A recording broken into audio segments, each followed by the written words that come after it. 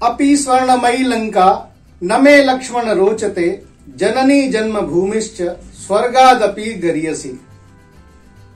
ये संवाद भगवान राम और उनके अनुज लक्ष्मण के बीच का है। जिस समय लंका विजय के बाद उन्होंने अपना परामर्श रखा भगवान राम के समक्ष कि भैया ये लंका सोने की है, हम लोग अयोध्या में जाकर यहीं रहते हैं, यहीं बस जाते हैं, वहां तो भरत का शासन है। लेकिन भगवान राम ने लक्ष्मण को समझाते हुए कहा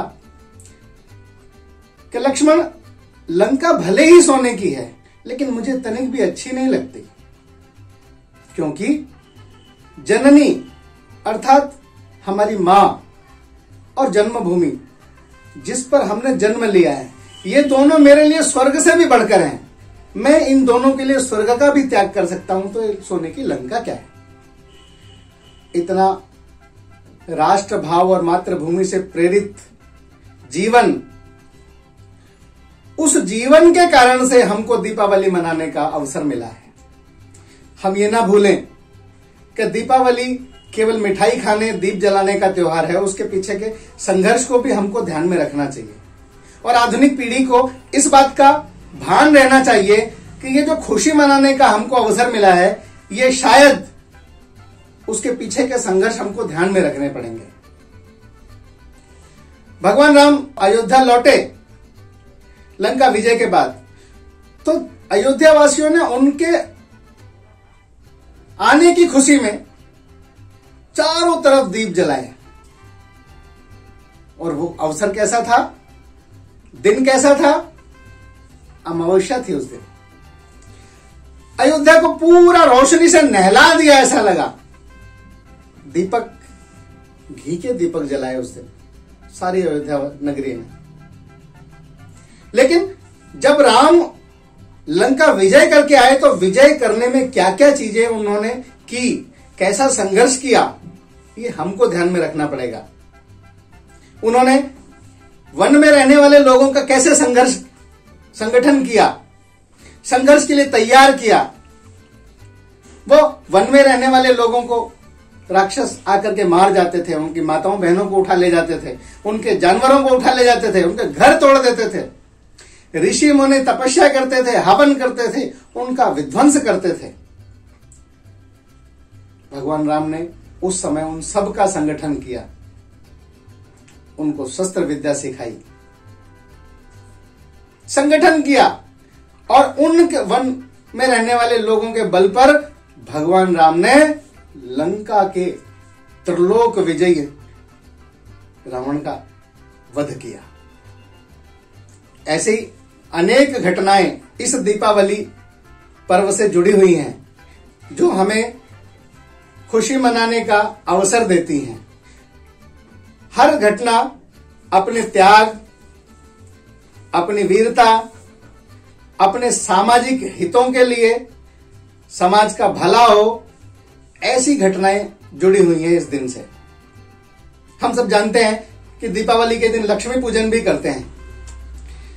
लक्ष्मी पूजन क्यों करते हैं? क्योंकि इस दिन समुद्र मंथन जिस समय देवताओं और असुरों ने किया, तो उसमें से मां लक्ष्मी प्रकट हुई, जिनको भगवान विष्णु ने उनका वरण किया। मां लक्ष्मी धन की देवी है, हम सब मानते हैं। तो दीपावली के दिन उनकी सभी देवताओं ने दीप जलाकर, दीपोत्सव मनाकर प्रसन्नता व्यक्त की। इस कारण से इस दिन को हम लोग दीपावली के नाते से मनाते हैं।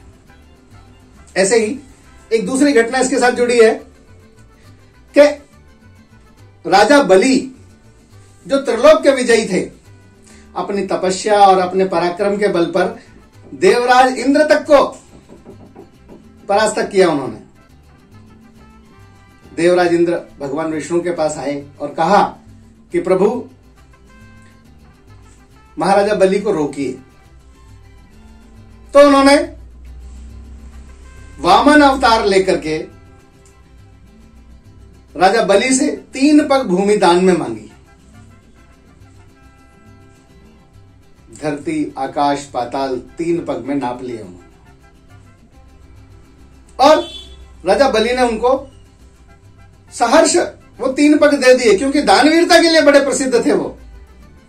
और उनकी दानवीरता से प्रसन्न होकर के भगवान विष्णु ने महाराजा बलि को पाताल लोक सौंप दिया,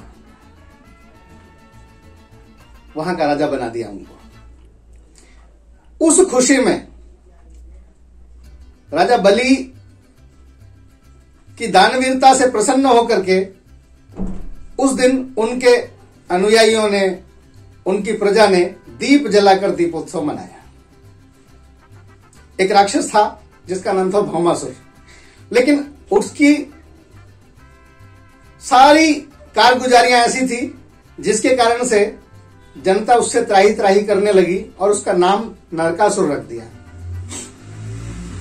जब उसका आतंक सीमा से परे होने लगा तो लोग इकट्ठा होकर के, ऋषि इकट्ठा हुए, जनता इकट्ठी हुई और भगवान कृष्ण के पास आकर के कहा कि प्रभु इससे हमारी रक्षा कीजिए। तो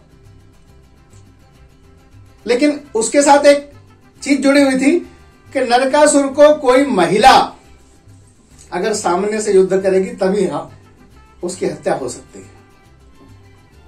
तो भगवान कृष्ण ने सत्यभामा जो उनकी पत्नी थी उनको रथ पर बिठाया, रथ उनके हाथ में दिया और उससे युद्ध किया और नरकासुर को परास्त किया।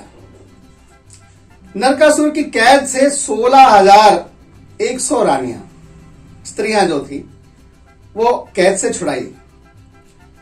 वो या तो जबरदस्ती उनको ले आया था या जिनसे युद्ध हुआ उनकी बेटियों को ले आया था। कुल मिलाकर के वो सारी की सारी स्त्रियों का वहां हरण करके रखा हुआ था उसने। और भगवान कृष्ण ने जब नरकासुर का वध किया इसके बाद इन सबको मुक्त किया। लेकिन समस्या यह थी कि वो जाए कहां।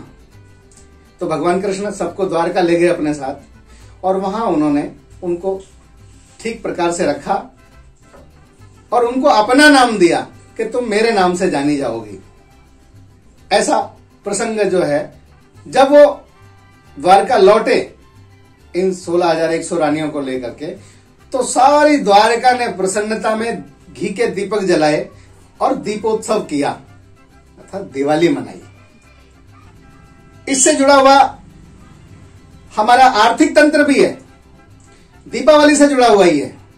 दीपावली एक ऐसा त्योहार है जहां मुद्रा का सर्कुलेशन होता है। खरीफ की फसल आती है, ज्यादातर धान की फसल है, वो घरों में आती है, किसान प्रसन्न रहता है। दीपोत्सव में हम सब लोग जानते ही हैं कि जब दीपावली आती है तो हम घरों की सफाई कराते हैं, उसके लिए उनका काम चलता है।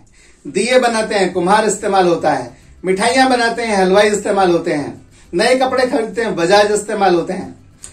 हर प्रकार के दरवाजों की सफाई होती है, बढ़ई इस्तेमाल होता है, अन्य चीजें बनाते हैं। सोने चांदी की मूर्तियां भगवान गणेश और लक्ष्मी की बनती हैं। यानी पूरा का पूरा हमारा जो आर्थिक तंत्र है वो चल पड़ता है, जो रुका रहता है वो चल पड़ता है। इसलिए धन का भी इससे जुड़ा हुआ हमारा योग है। और किसान जो फसल घर आती है तो इसकी प्रसन्नता भी वो दीपोत्सव जलाकर करता है। ऐतिहासिक घटना है, विक्रमादित्य चक्रवर्ती सम्राट हुए, उन्होंने राज तिलक के लिए भी इसी दिन का प्रयोग किया। जब उनका राज तिलक हुआ तो सारी प्रजा ने दीपोत्सव मनाया, घी के दीपक जलाए, रोशनी की पूरे अपने राज्य में। तो उसको भी दीपावली के नाते से उस उत्सव को भी मनाया लोगों ने। ऐसे ही हमारे यहां जो व्यापार करते हैं, जो लोग व्यापार के खाते जो हैं नए सिरे से जो शुरू करते हैं वो भी आज के दिन से ही शुरू करते हैं। मां लक्ष्मी और गणेश का नाम लेकर के नवीन खातों की पूजा करते हैं और वो जो बही है, पुरानी बही बंद करके नई बही की शुरुआत करते हैं, वो दीपावली के दिन से ही करते हैं। इसलिए वो लोग इसको अपना नववर्ष मान करके इसकी पूजा करते हैं, इसको मनाते हैं। ऐसा ये दिन केवल दीपावली दीवों का त्योहार है, मिठाई बांटने का त्योहार है, लेकिन इसके पीछे ये जो संघर्ष है, ये जो सामाजिक भावना है, ये जो समाज का हित जुड़ा हुआ है, बंधुओं, इसको हमको ध्यान में रखना चाहिए। अगर हम इसको ध्यान में रखेंगे तो वास्तव में दीपावली जो पर्व है, ये सच्चे अर्थों में दीपावली के नाते से मना पाएंगे। इस नाते से कुछ बुराइयां हमारे समाज में हैं, हमको उनको त्यागना पड़ेगा। जुआ खेलना लक्ष्मी पूजन के अंतर्गत नहीं आता, बंधुओं, इसका बिल्कुल परित्याग कीजिए।